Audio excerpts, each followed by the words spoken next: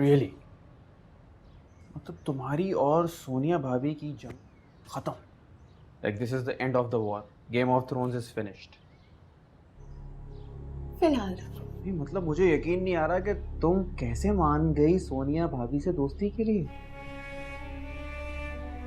इसे दोस्ती नहीं कहते, गठजोड़ कहते हैं। और वैसे भी वक्त पड़ने पर तो गधे को भी बाप बनाना पड़ता है।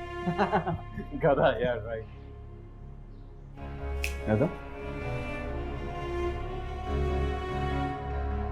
देखो बेटी, मैं सिर्फ इतना कह रही हूँ कि मैं यहाँ पर सब कुछ संभाल रही हूँ ना, तो बस तुम ऑफिस का ध्यान रखना। कुछ भी ऐसा करते रहना कि हसन की और सलमान भाई की अंडरस्टैंडिंग ना होने पर अगर एक का रुख मगरिब की तरफ हो तो दूसरे को मशरिक का रास्ता दिखा दे।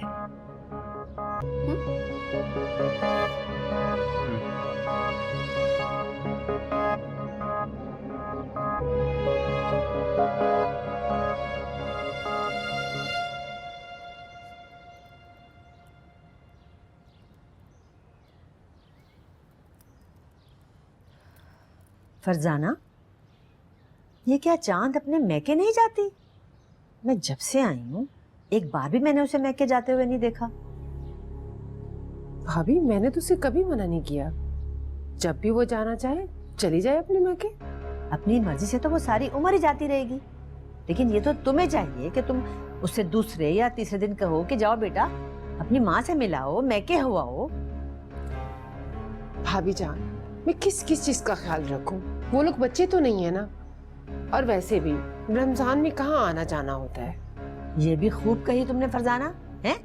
अरे इस घर में तो जैसे बड़े सहरी और अफ्तारी के दस्तरख्वान सज रहे हैं। अरे एक अकेली वही तो है जो यहाँ पर रोजा रखती है। 2-3 दिन अपनी माँ के पास रह आएगी तो किसी को क्या फर्क पड़ जाएगा। अच्छा ठीक है, मैं चांद से कहूंगी चली जाएगी अपने मैके। ठीक है, हसन से कहना कि सुबह ऑफिस जाते हुए अपने साथ लेता जाए और वापसी पे रात को लेता हुआ आए। मुझे तो लगता है आप हसन की नहीं, चांद की ताई अम्मी है और चांद आपको अपने जहेज में लेकर आई है।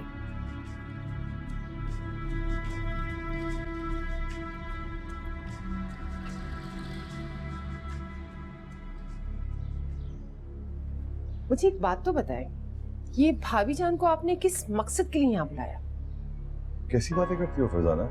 मैं किस मकसद के तहत बुलाऊंगा भाभी को भला? फिर वो मुझे एक तरफ करके सारे मामलात में खुद क्यों घुसती हैं? घर की बड़ी हैं वो, अगर कोई बात कह दी उन्होंने तो दरगुजर करना सीखो तुम। देखिए, मुझे कुछ सीखने सिखाने की जरूरत नहीं है। मैं अपने घर के मामलात को अच्छी तरह समझती हूँ। कुछ कह दिया क्या भाभी ने? यही कि चांद को ये करने दिया करो, वो करने दिया करो, जाने दिया करो, उसको उसके पेरेंट्स के घर जाने दो, ऐसे जैसे मैंने चांद को कैद किया हुआ है।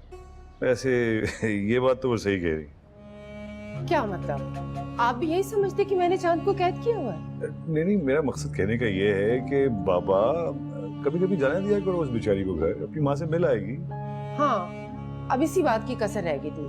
पहले मैं भाभी जान से हदायत ले लूं और फिर उसके बाद अपना घर बार चलाऊं। तुमसे बात करना फरजाना तकरीबन नामुमकिन है।